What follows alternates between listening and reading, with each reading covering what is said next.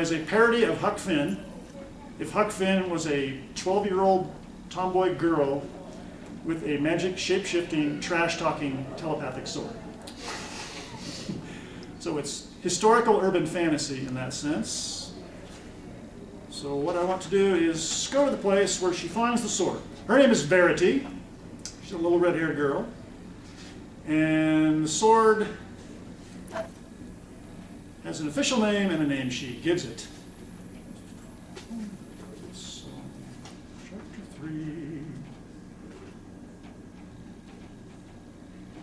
So, and it's sort of a parody of Kids Questlet. So we make fun of a lot of stuff, stick all the cliches in there and then mess with them. Then there's a prophecy, but the prophecy is a really, really bad verse, and all she does is complain about, you guys are like the master sorcerers of the universe, and you can't hire somebody to write your text for you. So she finds a sword down in the basement of Ford's Theater. My new sword, now a three-dimensional steel and gold object, had stopped glowing. It had no more weight to it than a silk handkerchief. Its grip felt exactly like I held the hand of a living person. I could even feel its pulse. Most upsetting of all, the blade had curled around my neck so the point stared at me like a spitting cobra about to strike. "Hi, Verity," said the sword in a pleasant, cheerful voice.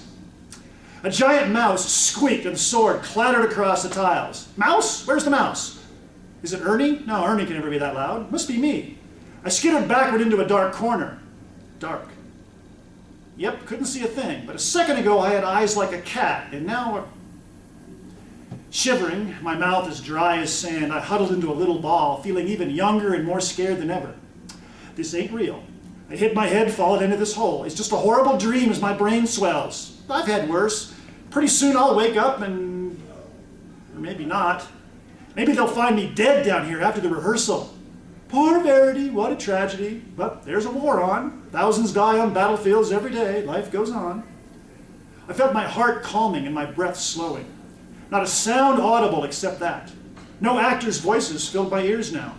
The wonder senses that I'd enjoyed when holding the sword had left me.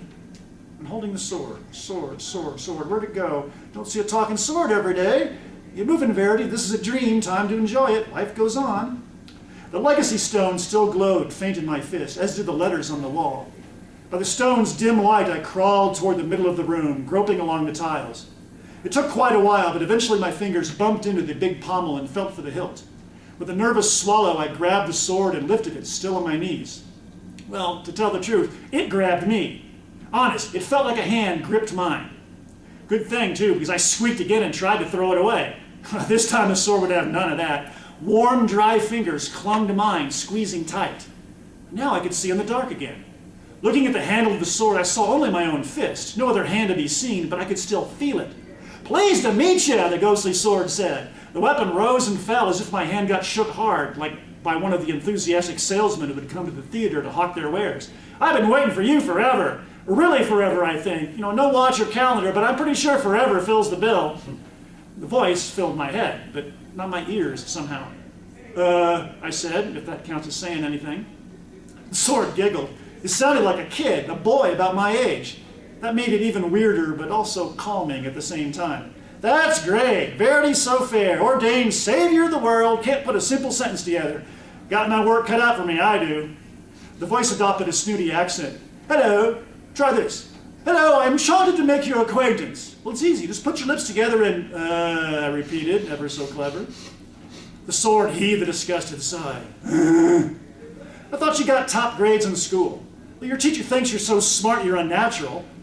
What would Mr. Ford say if he were here to see you stammering like a drunk?" That started to wake me up. "Well, how do you know about all... Hey!" The blade tip sort of melted to look like a steely thumb, pointing back at itself and howled, "Magic sword!" "Yep, I can read your mind." "What, you can accept that I'm talking to you, but the mind reading's where you draw the line?" With that, it snapped back to its former shape. Okay, let's try charades. Sometimes we have to take baby steps before we can run. Now the blade became an index finger. "First word, how many syllables?" The finger floated into the shape of an ear. "Sounds like..." At that point, it struck me that, one, I was being made fun of by a talking sword that sounded like the class clown at my school. Two, I stood in some old religious shrine underneath a Baptist church that had been turned into a theater. And three, Just above me, they performed a Shakespeare play about witchcraft and murder. Call me a sissy, but I just broke down and started sniffling. Where's my mom? I blubbered. I want to go home. Help! Get me out of here! My new sword's blade wrapped around my mouth and shut me up. It didn't feel cold like steel, but warm and moist like someone's palm. Hush! It whispered. They'll hear you. Well, the thought galloped through my panicked mind that had been what I'd wanted. How else could I be rescued from this dungeon if no one heard my cries? Boy's sword seemed to hear that without my being able to speak it. Well, I can get you out of here without their help. In fact, it's better that way. There are people up there who don't really want to help you. He said people in a way that made me feel cold as a January swim.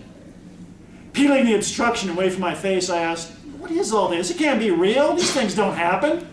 Well, these things happen all the time. People just explain them away as coincidences, dreams, fantasies. Or else they look the other way and convince themselves that they saw nothing out of the ordinary. People are stupid. I know, I used to be one. Ah, sneaky sword. Get me curious and nothing else matters. Wiping my nose on my shirt sleeve, I said, used to be? Long time ago, maybe forever, like I said before. Do you have a name? Can't just call you Sword.